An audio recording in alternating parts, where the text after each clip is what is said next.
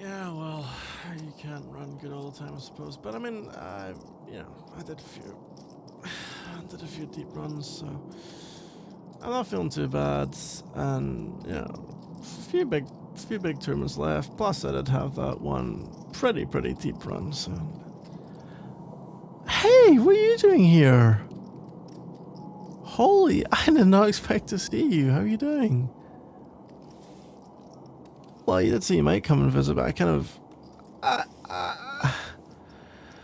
to be honest, if you want the really honest answer, I've been in the vortex of just next tournament, next game, next tournament, next game. No, must get points, must do things, must strategize for today, I'm out of this tournament, so now I've got the opportunity to do this tournament. WSOP is so so stressful, man. But hey, how are you? I haven't seen you in ages. Come here. I miss you so much. Well, what do you think? Snazzy venue, right? World Series of Poker. It's the World Championship event, and it's the big bracelet that everyone wants, and it's all the things, and yeah. I mean, now we're among some legends, living legends here of the game, and also me trying to keep up with any of it.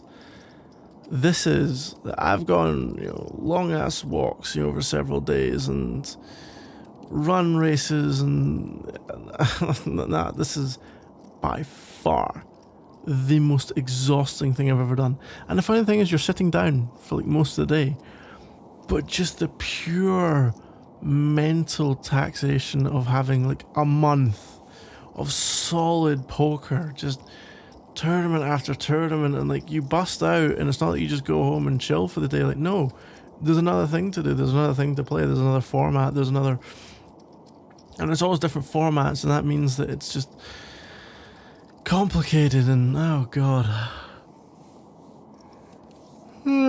As you can hear, I'm just so tired. I see now why, like, there's guys who will genuinely, like, say, like Phil Ivey and Negrano and all these guys, like, they come here in really good shape. I understand it now, because this is a marathon and a half. Like, I underestimated how hard this was going to be, like, physically and mentally draining. Just, I'm out of my feet. Yeah. The commute's a pain. I mean,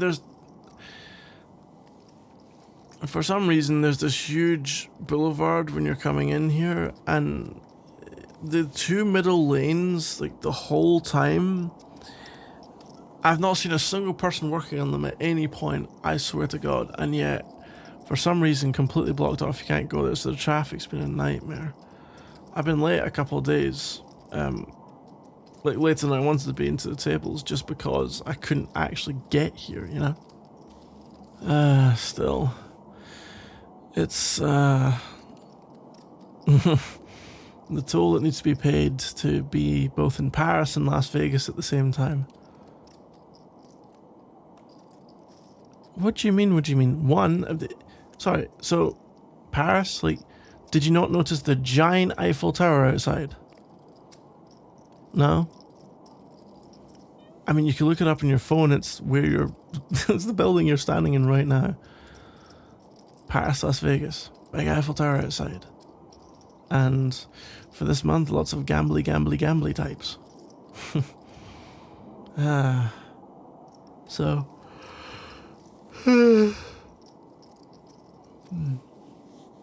Oh, you may think I sound tired, but we're on break.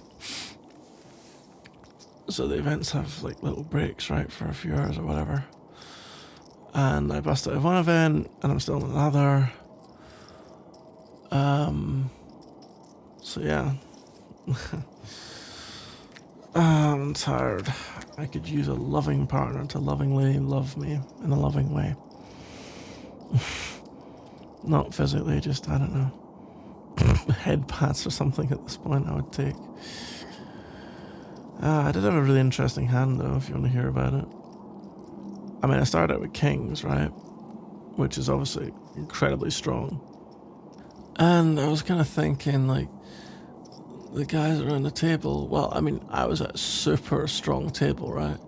But sometimes you can sort of use that to your advantage in some ways, because you're like, okay, I know these players are really good, and I know some of them are really aggressive, and I don't believe there's a world where none of them are going to bite if I set a certain kind of trap.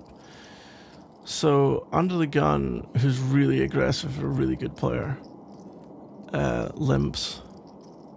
Huh?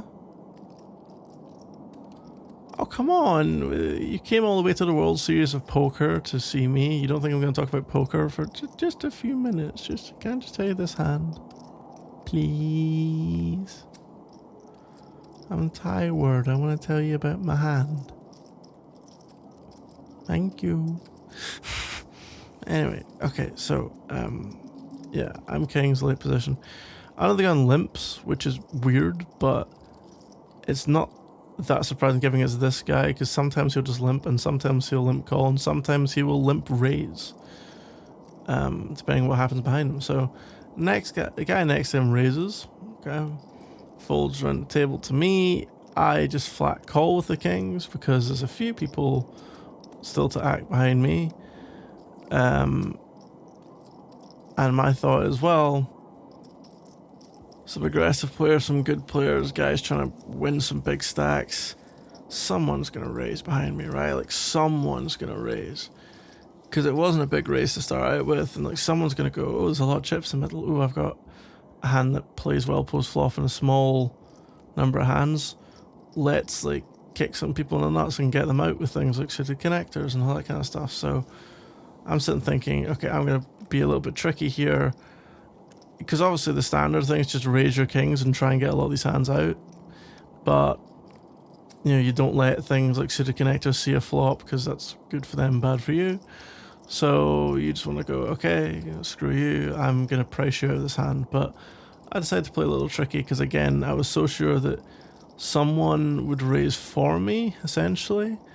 Especially I thought that Under the Gun had a real chance of doing it, and that then my table image is different, because I can have a much wider range of hands in theory, having just flatted, which makes it a lot easier to get paid off later, right? So I do this, I flat with the kings, and also it's good to like not always raise your really good hands, otherwise you become too obvious, right? You can't always, you can't never in poker to an extent. So yeah, I call the kings, as I've told you quite a few times now. Goes around, another guy calls, a couple of folds, and it gets back to our boy Under the Gun, who decides right enough he's going to raise. So he does a fairly chunky raise. The original raiser folds, comes around to me, and you know, you have to kind of try and keep a straight face in situations like this, but oh, what a beautiful day. Exactly what I wanted to happen. Now there's a significant number of chips in the middle, and now I can effectively raise now. Having had, so there's one raise. If I raise second, it shows my hand being super strong. My boy Under the Gun raising and trying to kind of steal a pot a little bit. Now it comes around. I mean, he's not stealing a pot, he's not doing it with nothing, right? He's going to have some good cards, but I've got kings. So, in theory, the second best hand, right?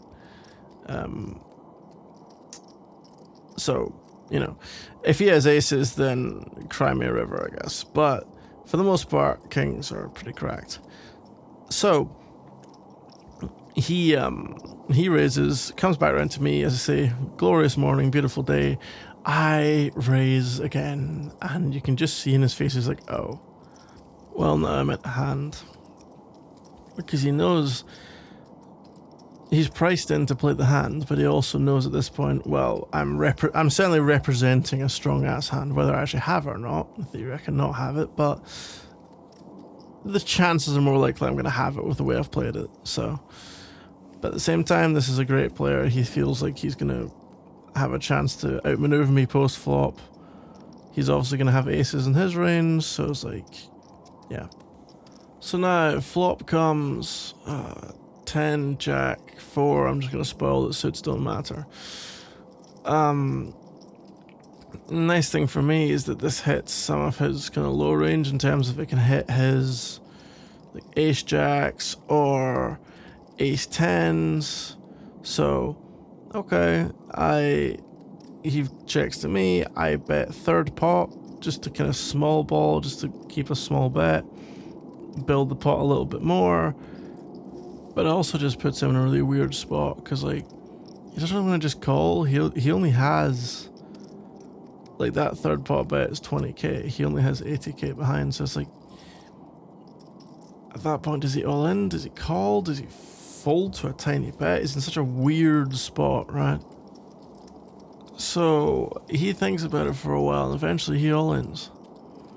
And I snap call off, so like, yeah, okay, sure. You know, like, if you've got aces, then, you know, screw me, I guess. Like, cooler. What am I gonna do? I'm never getting away from, like, kings versus aces. It's just, you suck at life. So, yeah, he had ace jack, which, to be fair, the board gave him top pair with the jacks with ace kicker.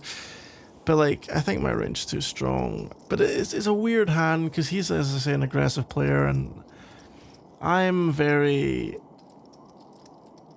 I think all innings is the only way he gets to win the hand, because if I'm weaker than kings, I might end up folding some things, but I can't fold kings there, obviously. This is also a very kind of weird hand because, again, he's very aggressive. I have my own table image, and it's a bit... I don't think solvers are doing a lot of things we're doing in this hand, but, you know. But I win big pot versus player much better than me. Kind of the highlight of my career so far, so... Yeah, and it's been a fun month. It's been an exhausting month, though. And to be honest with you, a few big tournaments, I'm going to try and, like, get the Eye of the Tiger back for those, and then after that, do you want to just go to, like, a beach somewhere and just collapse for a week? That'd be great. With, like, no people with money, if you know what I mean. Like, not... like, no, like, people talking about money or odds or, you know, rich people things, just normal people things, and just lie somewhere and not move for a week. It sounds nice to me anyway.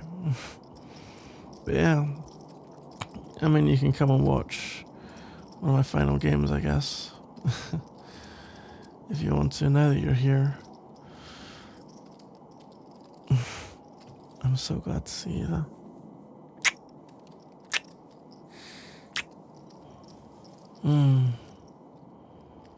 Okay, there's also like a bunch of fun stuff to do. I mean, I have a little bit of time. So, where do you want to go first? I mean, I think we should go and see the Eiffel Tower, considering you missed it somehow. Yeah, come on, it's this way.